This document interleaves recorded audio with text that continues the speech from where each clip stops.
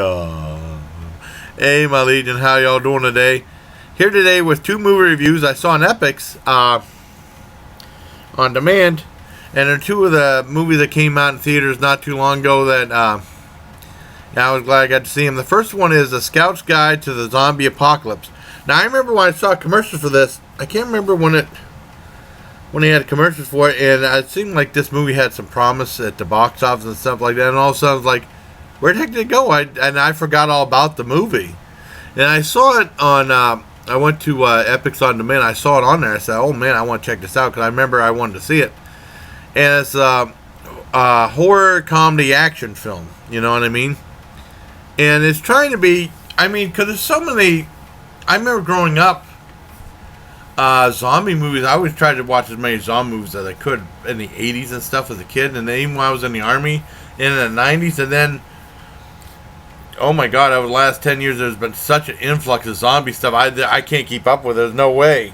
And there's lots of stuff I haven't seen. And so glad to see this one. I wanted to see it. And like I said, when it came out, I thought it'd be a hit at the box. I was like, and all of a sudden, kind of disappeared. And I looked to see what it made total in box office. It made like $14.9 million, I think, hit the box office. Really bad. It bombed really bad. Even John Cena's movie, what is it, Marine or 12 Rounds, made like $20 million. That's pretty bad. But I really enjoyed this movie. Basically, it's about like a group of scouts. Well, there's an incident in a lab that caused zombies, and there's these scouts and stuff, and they go on this camp out. And the one scout leader gets killed, and he was one of the cast members on Saturday Night Live. I keep forgetting his name, and he's very funny in it. And he becomes a zombie, and then these guys are camping out, and now of course zombies are, and they have to fight the zombies and stuff like that. And they team up with a bunch of people. I don't like giving away spoilers and giving away too much of the plot. It's very entertaining. It's somewhat reminiscent of the 80s horror comedy action films. Like in the range of like Reanimator, but not as good as Reanimator, or stuff like Reanimator and or like Undead, the zombie Undead. But Undead was much better than this. I thought this was really good, not perfect though, but very entertaining. It had lots of good laughs. Cloris Leachman's in it. It has a very small part in it, and it has some really dirty humor. It went for the dirty jokes too because it's an R-rated film. And for that, I definitely give it a 8 out of 10. It's very enjoyable. I think you'll enjoy it if you like the horror action comedies, And I'd say action because there's always like zombies chasing them, stuff like that. Ending's a little bit, one part's a little bit anticlimactic, but it's still pretty cool.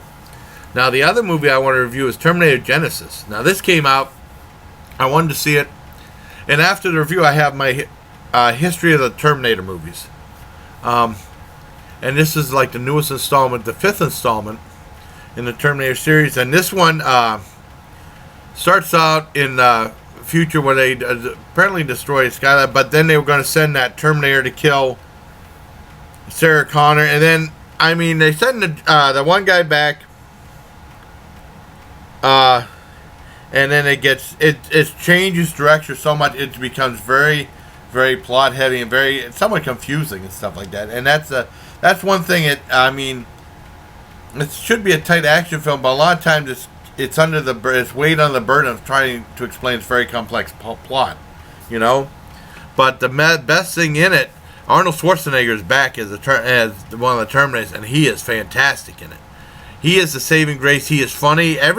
He's the best thing in the movie. The special effects are all right. The action scenes, for the most part, are decent. They're cool. The one problem is it's a PG-13 rated movie. I wish they'd have like a R-rated series and then they start making PG-13 rated sequels, and then they can't have like maybe as much over-the-top violence as there were in like especially the first two Terminator films, and even the third one. But Schwarzenegger is the best thing in the movie, and then J.K. Simmons is in it. He's the second best thing in the movie, and then the action special effects are third. They're decent, but J.K. Simmons is actually wasted in the film, but he's good. He was very entertaining whenever you see him in the film. But Schwarzenegger is the best. If it wasn't for Schwarzenegger, this movie would be kind of a lost cause. It's a full 2 hours and 6 minutes. It's not boring whatsoever. But I mean, they'd have action, they'd have so much dialogue. Trying to explain the plot, I thought it was a Quentin Tarantino film. You know, dialogue heavy, and then have action. And then it goes in so many different. It's so, I don't know. It tries to do too much, and it doesn't succeed. And I absolutely hate the person that plays Sarah Connor. It's not believable whatsoever. I mean, whenever Kyle Reese comes back and she's like, get in the car, get in this car, soldier, something like that. Like, oh, give me a fucking break, you know. I know my dad would be shaking his head if he saw this one. I mean, but my dad was never a fan of any of the Terminator movies. He always thought they were kind of stupid. But I like the Terminator movies, for the most part. This one, just because of Schwarzenegger in it, I'd give it a 7 out of 10. If it wasn't for Schwarzenegger, I'd probably give it maybe a 6 or 5.5. You know, Schwarzenegger is definitely a saving grace in it. And there, he's very funny. I like the part when he got arrested and he plays theme for cops. But the one thing in this movie also, it seems like the Terminators have weaknesses, and it's easier to kill the Terminators than like the first two. It was a bitch to kill them, if you could kill them at all. But I mean, like I said, Schwarzenegger was a saving grace in this film. So, like I said, a disappointing sequel. I mean, would I see it again? No. It's not worth your time to see it again. But it's a 2 hours and 6 minute movie, and it's not boring. It moves along at a brisk pace. It's just like you've seen it done better, you know, much better than this. So, 7 out of 10 for Terminator Genisys. Now let me tell you about my personal history with the Terminator films. Now, director James Cameron this was the film that made him a famous director. And when he was first starting out, he was working on Roger Corman's film, Galaxy of Terror. And he actually became like a unit director because he did this thing where he made maggots. They were trying to get these maggots on the arm, one of the direct, and he took over and he actually made it successful and stuff. So that was a small step in the door. And then he directed Piranha 2: The Spawning, which I don't think anyone remembers. I remember it. I mean, that was dialogue heavy too. I was like, oh my god. I was really shocked about that. I mean, it was an okay film, but the first Piranha was much better. And then, I mean, it was hard to believe that he would go on to direct such great action films after that. And then in 1984, he did The Terminator, and The Terminator blew everybody away. Box office hit. I didn't see it at the theaters, but I mean, I remember renting it and watching it on video, and it was like a lot of controversy behind the film too back then because they were talking about violence in movies. I mean, they were big time violence in movies. They were bitching about the A-Team, you know, being the most violent show on TV, and they were bitching about violence in movies. And they said it was one of the most violent films ever made, and it was a big hit. It was a big hit for James Cameron. It was a great movie with Schwarzenegger as a bad guy in this one. And then when I remember being in Fort Detrick, Maryland, and I remember going to theaters all the time and seeing like they had like a teaser trailer for Terminator 2, and there was a part during this thing when Arnold Schwarzenegger put his hand up and said, "I promise I will not kill anyone in this movie," and everybody was laughing because they thought it was a giant joke and stuff like that. It turned out he didn't in Terminator 2. Terminator 2 was brilliant.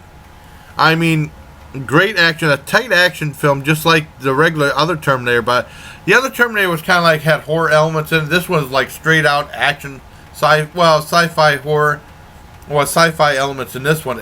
Fantastic film, very tightly done. Both the first Terminator and second Terminator are definitely the best in the series. They're pretty much a tie. And like I said, Linda Hamilton is very believable as Sarah Connor, very good. As playing like the weak Sarah Connor in the first one, and then tough as nails in the second one. That's why this new Sarah Connor sucked. She was horrible.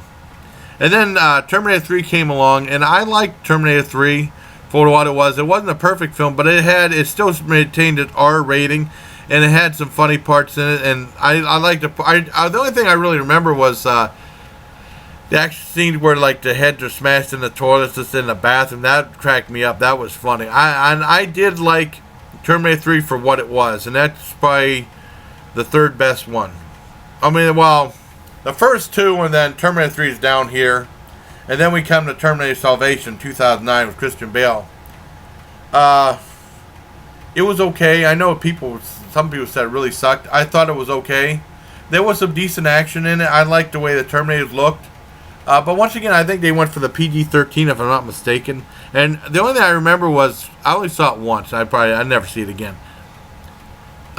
Christian Bale, someone knocked on the door and Christian Bale said, "Come in." Like that. That cracked me up because it's just so over the top.